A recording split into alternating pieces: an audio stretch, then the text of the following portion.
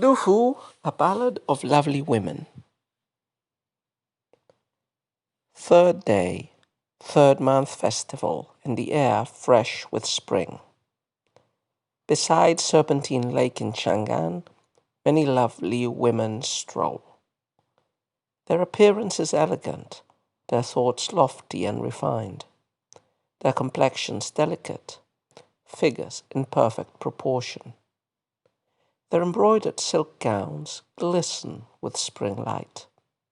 Golden peacocks and beasts of silver strut upon the fabric. What is it that they wear upon their heads?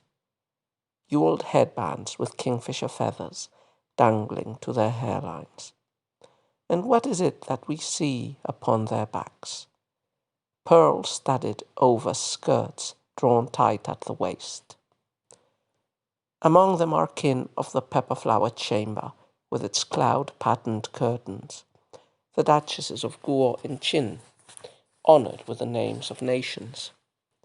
A great roast of purple camel hump rises from a green cauldron, and crystal plates gleam with heaps of white scaled fish.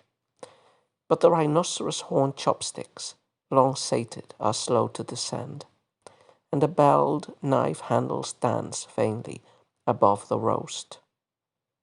The flying steeds of the eunuchs hardly stir the dust, as they bear in 8 exotic dishes from the imperial kitchens. Then wailing flutes and pounding drums, sad enough to move gods or demons, and a throng of fawning courtiers appears. Truly, this is the path of power. The saddle horse is trailing after. How casually it advances.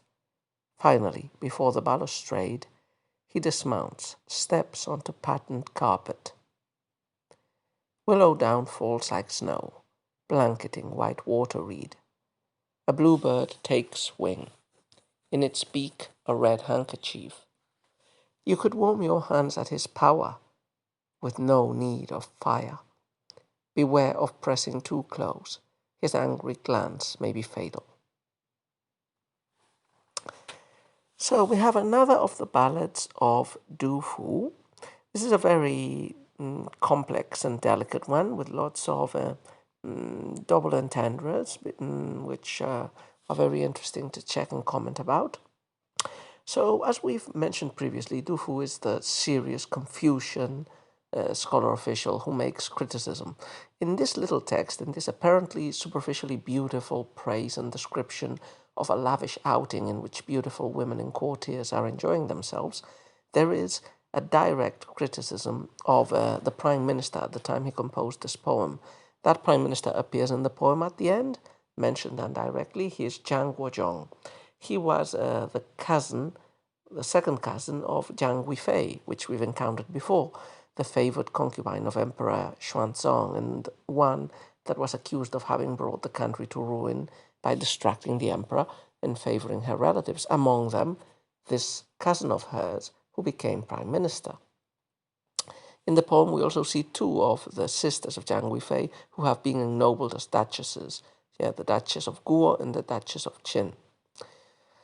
So this is a poem describing the gilded life of beautiful and rich women of the elite in the capital in a spring outing, but it's also a criticism, a hardly veiled criticism of this debauched and decadent lifestyle and of the power of the prime minister, who is not believed to have reached his post through merit, but rather through favoritism.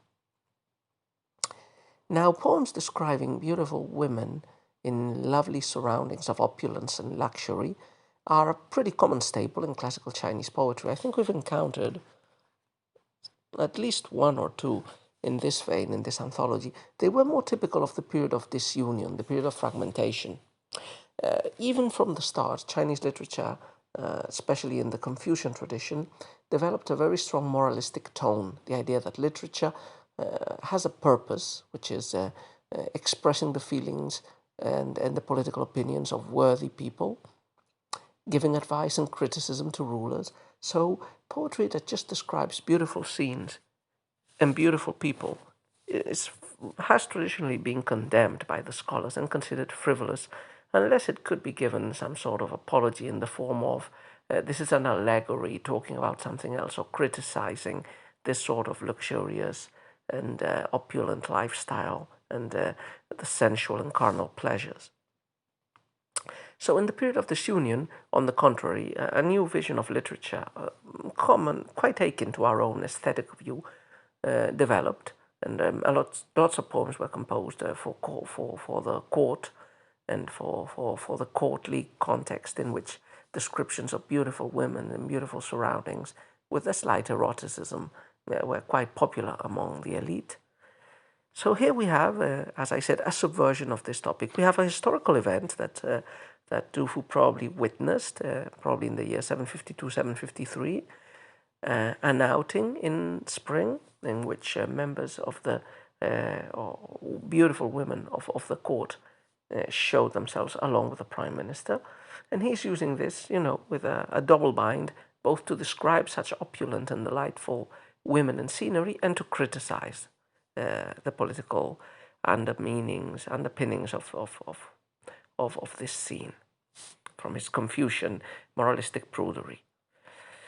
So the main topic of the poem, because of this contrast, you say the superficial topic is the description of a wonderful outing in spring and the luxuriousness and the beauty of the participants, mainly the women who participated in it. The implicit, the hidden meaning, the hidden topic of the poem, criticism of those in power and of their debauched lifestyles and of their privilege, which is not always achieved through worthiness. Okay, I would say the poem could be divided into three parts. There's a first part that serves as an introduction. It explains the context and it describes the women that appear in the poem. There's a second part which describes what they're eating. It centers on food, on the luxurious food that goes uneaten by these ladies. And the last part has the grand entrance of the prime minister, accompanied or rather preceded by an orchestra.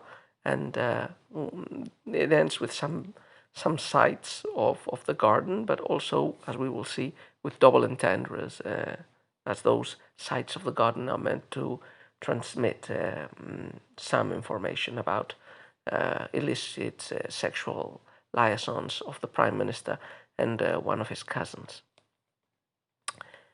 So let's analyze the poem bit by bit, as we usually do. Third day, third month festival, and the air fresh with spring. Beside Serpentine Lake in Chang'an, many lovely women stroll. So it's very typical in China, in classical China, to celebrate, to have special festivities and holidays in the repeated days of odd months. So third day, third month, fifth day, fifth month, seventh day, seventh month, ninth day, ninth month. There were seasonal festivities, and the third day, third month, which is the one that we have here, is the Spring Festival, because the Chinese calendar started in spring. So third day, third month, the beginning of the last month of spring. Now, this festival was a lustration festival. It usually took place next to rivers. It was a festival associated with purification and with enjoying the water and with collecting, I think, iris flowers. And it was a scene it was also a scenario for the aristocracy to show off and enjoy itself. And in the Six Dynasties, we have a prose text, a preface to the Orchid Pavilion Gathering by Wang Shiji, a text that we have preserved because of its beautiful calligraphy, but it describes this sort of outings in spring where the rich and noble drink cups of wine that they float along the river and recite poetry. So we have this sort of a context. This festival is taking place in the capital, in Chang'an. It's taking place in the Serpentine Lake. Now, the Serpentine Lake, Chuqiang, was in the southeast part of the capital. It was an area of parks and lakes and watercourses and pavilions that was reserved for the elite. The emperors allowed only members of the elite, most of the time, especially scholar officials, to wander and enjoy the beauties of that park. But I imagine in a festival like this, it might be at least partially open to everybody. So we are in this Serpentine Lake, beautiful park, Everybody is wearing their best clothes and apparels. It's a nice day of spring, and beautiful women are walking through the park. Who and what type of beautiful women we will see now. Their appearance is elegant, their thoughts lofty and refined, their complexions delicate, figures in perfect proportion. Their embroidered silk gowns glisten with spring light. Golden peacocks and beasts of silver strut upon the fabric.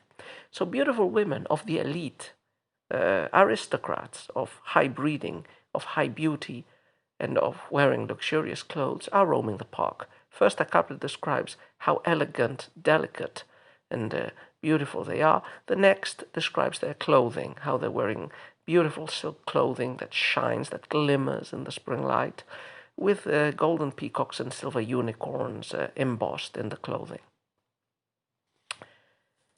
The description continues. The next pair of lines, very much in the style of ballads, makes a couple of rhetorical questions which it answers, while continuing in this way to describe the luxuriousness and opulence of the apparel of these ladies. What is it that they wear upon their heads? Jeweled headbands with kingfisher feathers dangling to their hairlines. And what is it that we see upon their backs?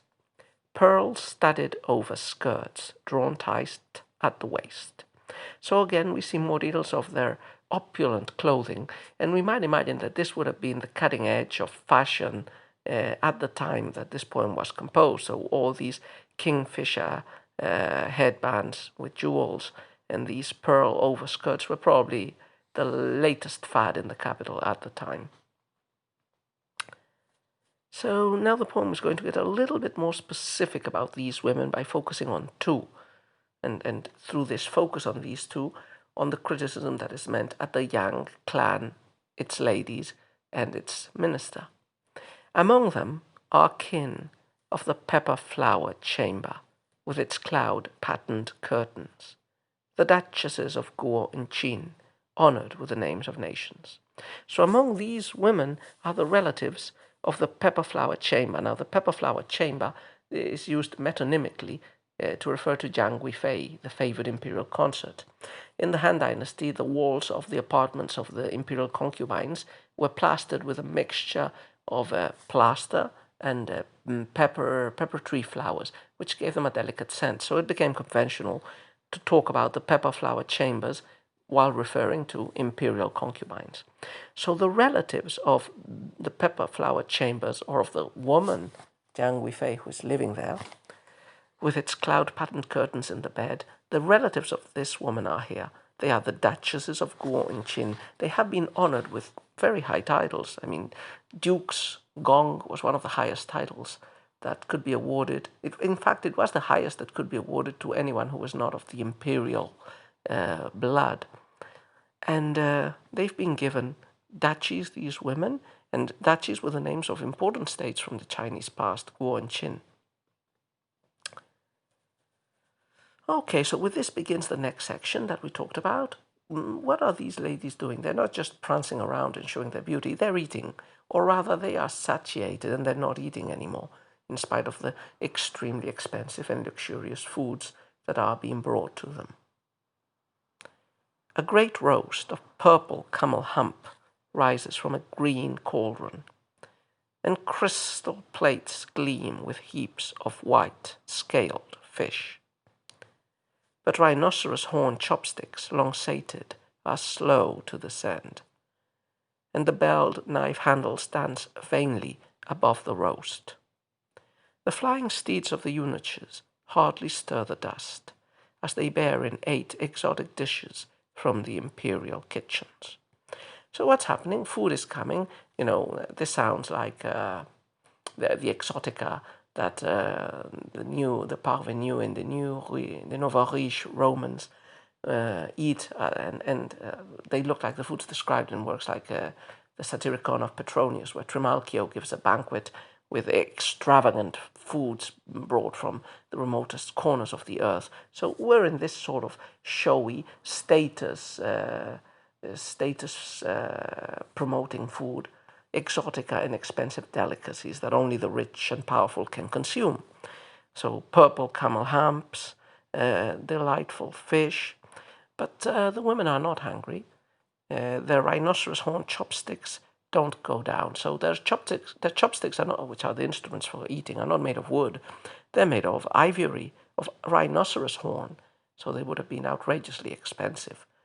In fact, gifts of rhinoceros horn chopsticks, of ivory chopsticks, were given by the emperor himself to very important noblemen. And the belt knife handles dance vainly around the roast. So we have to imagine carving knives with bells attached to the handle that make a lovely clinging noise while cutting the meat.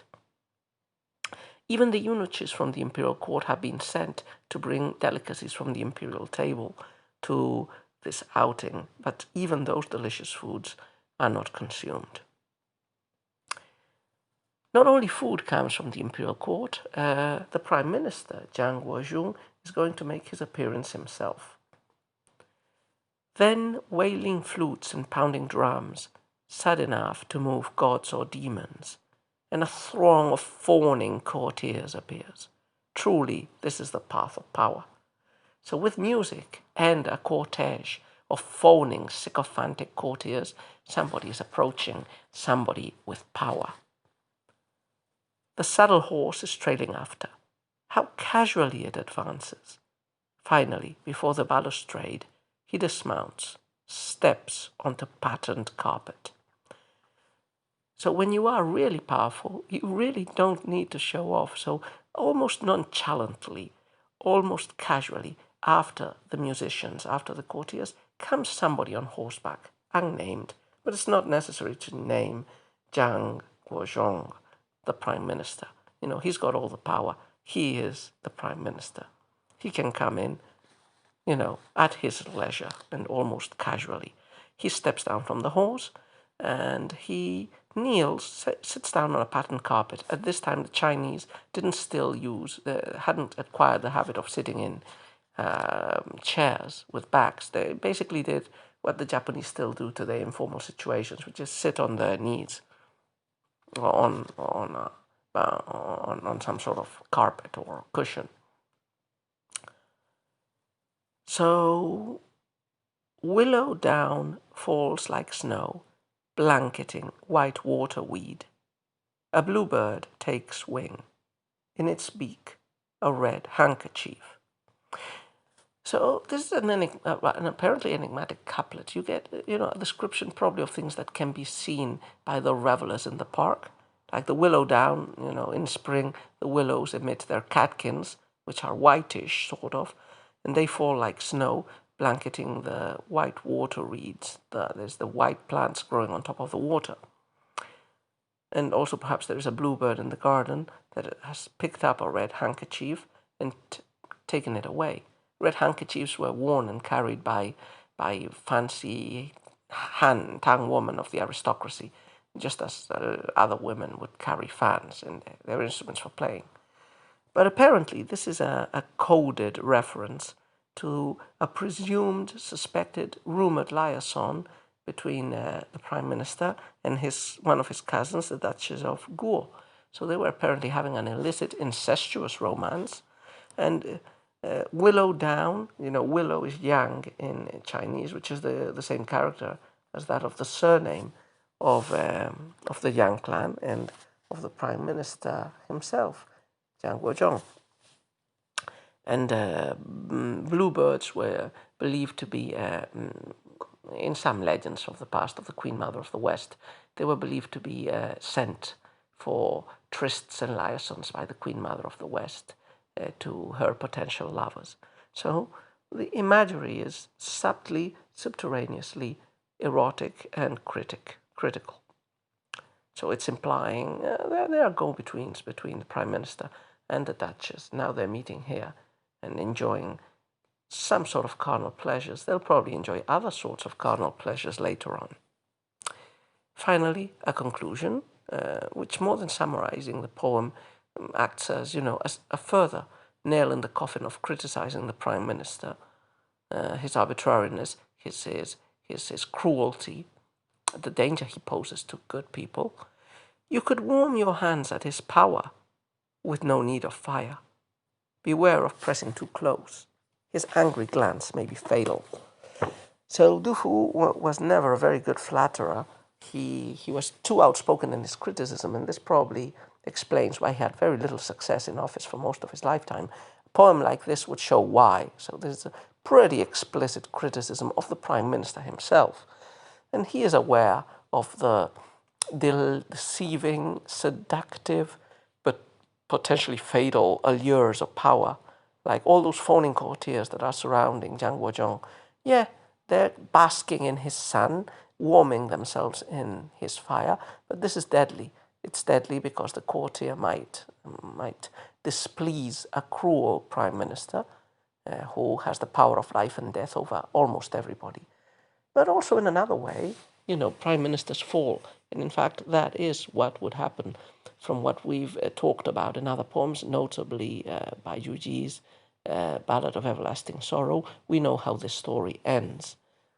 It ends with death for most of the members of the Yang clan. It ends with a civil war and the sacking of Chang'an and the emperor running away to the territory of Shu, and with his beloved concubine being murdered in front of his very eyes. At the time he composed this poem, Du Fu could just but imagine that such an ending might be at hand. But he's still, pretty prophetic enough to make a poem ruthlessly criticizing an unpopular prime minister and the corrupt and splendid life of the opulent, while the poor probably lived with relative hardship even in the golden age of the Tang dynasty.